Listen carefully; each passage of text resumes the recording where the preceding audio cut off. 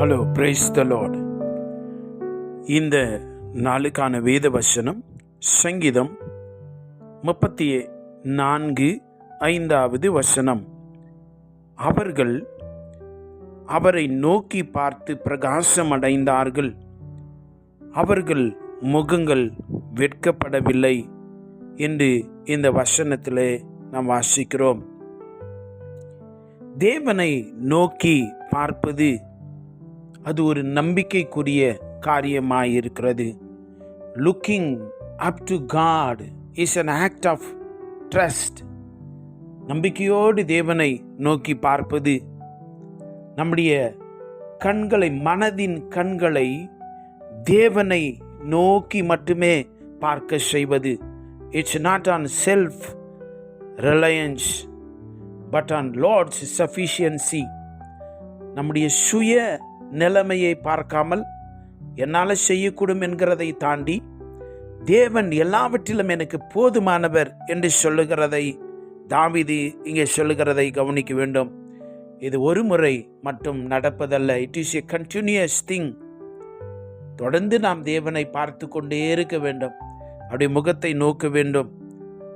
2 நாளாகமத்தில் ஒரு நல்ல உதாரணம், யோசபாத் ராஜா சொல்லுகிற ஒரு காரியம். எங்களுக்கு என்ன செய்வதென்று தெரியாது, ஆனால் நீங்கள் தான் ஏதாவது எங்களை வழி நடத்த வேண்டும் என்று சொல்லி உடைய முகத்தையே நாங்கள் பார்த்திருக்கிறோம் என்று சொல்லி அந்த வசனத்தில் வாசிக்கிறோம். எனக்கு அன்பான தேவனுடைய பிள்ளைகளே, நாம் இன்றைக்கு தேவனை நோக்கி பார்க்கிற பொழுது அவர் தம்முடைய பிள்ளைகளை வெட்கப்படுத்தாமல் அவர்களை கனப்படுத்துகிறார் என்று நாம் வாசிக்கிறோம். அவரை நோக்கி பார்ப்பது என்பது seeking into his presence, guidance, his power, his provision. வழி நடத்துதல், தேவனை நோக்கி காண்பது என்பது, பார்ப்பது என்பது அவருடைய தயவு இரக்கங்களுக்காய் நாம் தேவனை நோக்கி பார்க்கிறவர்களாய் இருக்கிறோம். எனக்கு அன்பான தேவனுடைய பிள்ளைகளே, எந்த சூழ்நிலையாக இருந்தாலும் தேவனை நோக்கி பார்த்துருங்க. எனக்கு என்ன செய்வதென்று தெரியாமல் இருந்தாலும் தேவனை நோக்கி பார்த்துருங்கள். யோசேபாத் ராஜாவை போல தேவனையே சார்ந்திருங்கள். ஒரு கட்டாயம் உங்களுக்கு உதவி செய்வார்.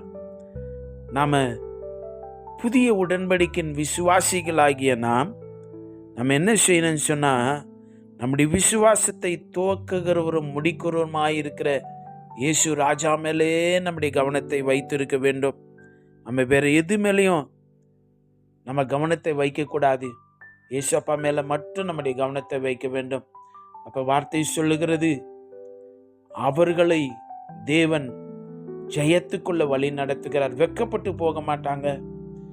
அவர்களுக்கு தம்முடைய பிரசன்னத்தின் உண்டாகிற ஜெயம், விடுதலை, கிருபைகள், தேவைகளை சந்தித்தல் என்று சொல்லி எல்லாவற்றை தேவன் தயவு செய்கிறவராயிருக்கிறார்.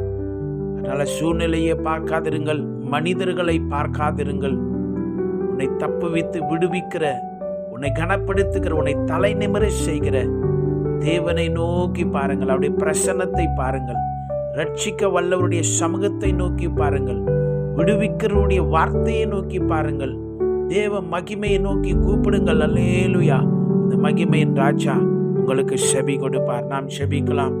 இரக்கங்களின் பிதாவே, உம்முடைய வல்லமை உள்ள நாமத்துக்காய் ஸ்தோத்திரம்.